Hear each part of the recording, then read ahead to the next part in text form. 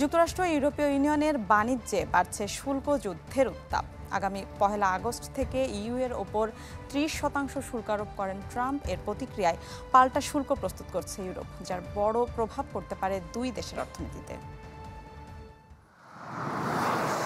যুক্তরাষ্ট্র এবং ইউরোপীয় ইউনিয়নের মধ্যে দ্রুত বাড়ছে বাণিজ্য যুদ্ধ। চলতি সপ্তাহে ইইউর ওপর ৩০% শুল্ক আরোপ করেন ট্রাম্প আগামী ১ আগস্ট থেকে, যা কার্যকর হতে যাচ্ছে।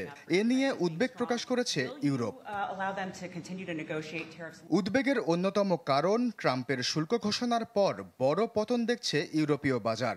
নেমেছে ফ্রান্স এবং জার্মানির বন্ড মূল্য, যা শেষবার এমন পতন দেখেছিল ২০০৯ সালে ইউরোপীয় ঋণ সংকটের সময়।